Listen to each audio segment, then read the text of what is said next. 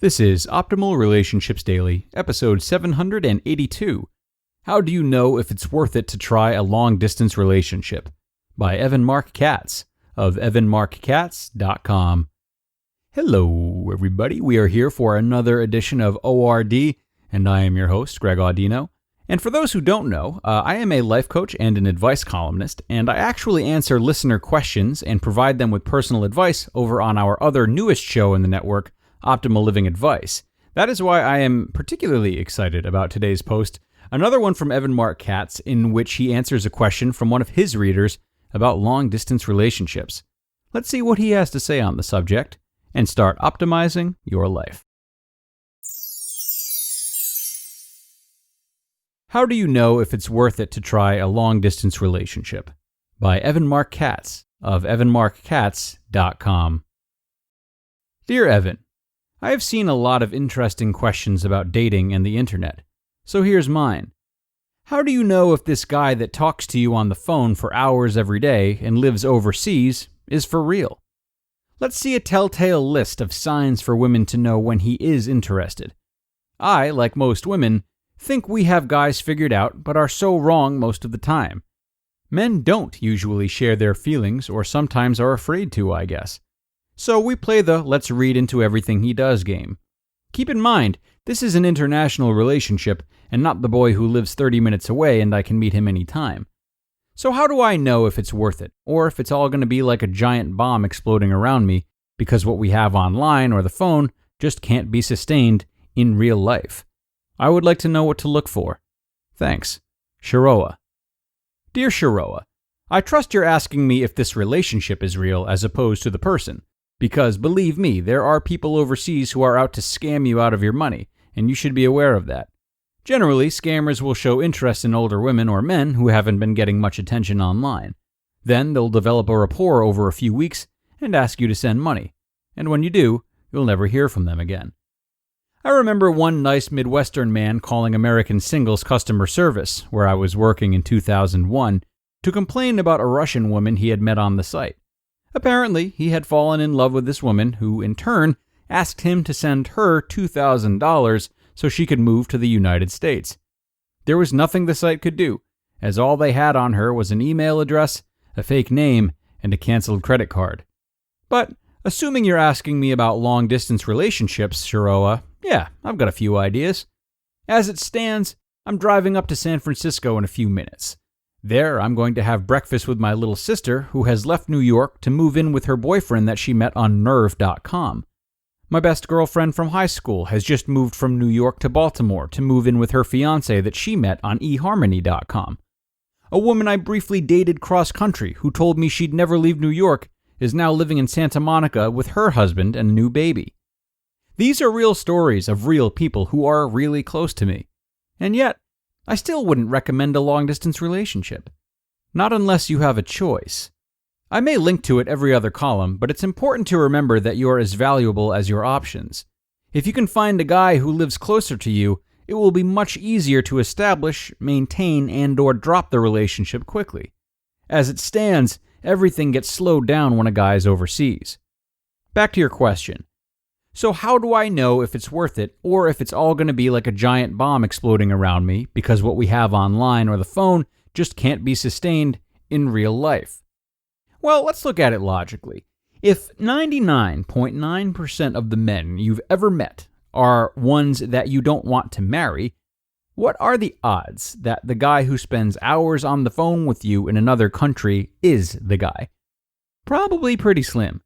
That doesn't mean he's not the one, and it doesn't mean you should suddenly stop returning his calls. I just think it's important to not get too excited about anybody before you've, say, met in person. In fact, it's dangerous. Because it leads to things like your letter, or like the bomb that explodes around you, or, more likely than not, the realization that phone chemistry is different than real-life chemistry. Listen, nobody stresses establishing trust over the phone more than I do. Except I'm usually talking about 2 phone conversations in a week before you meet. When you let anticipation build up for a month or 3 prior to meeting, you set yourself up for 3 scenarios. You see him, the chemistry is not there. You're very disappointed, crushed even. You see him, the chemistry is there. It's on. You live happily ever after. You see him, the chemistry is there, you throw yourself into it headlong, but due to the distance, all you ever have are week-long trips that seem like vacations. You never know what it's like to just be normal together. So if either of you are to turn this into a regular relationship, someone's going to have to uproot his or her life and take a big leap of faith that chemistry is a good precursor of compatibility. Frankly, I think chemistry is just chemistry. There are lots of people I've had the hots for. There are very few I could spend my life with. So, when you're looking for a definitive list as to what to look for in a guy, I'm not sure what to tell you.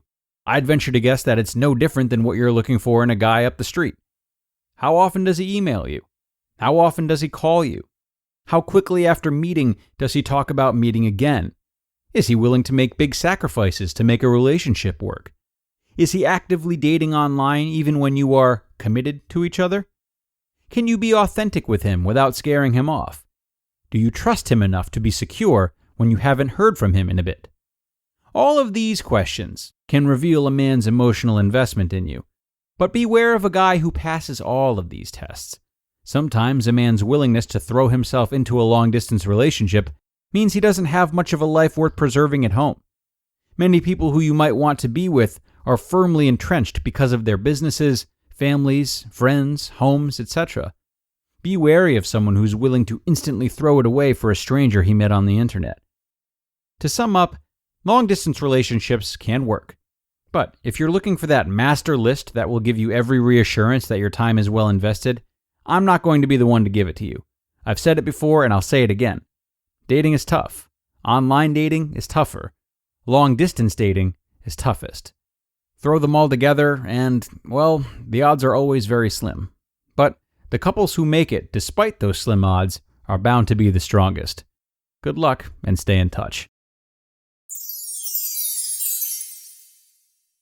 You just listened to the post titled, "How Do You Know If It's Worth It to Try a Long-Distance Relationship?" by Evan Marc Katz of evanmarckatz.com. Now guys, here at Optimal Relationships Daily, we understand that it can be stressful to navigate issues such as long-distance relationships, like in today's post, but also other things like money and health. Before family conflicts arise from this stress and your relationships are affected, do know that BetterHelp is here to help you cope with your emotions.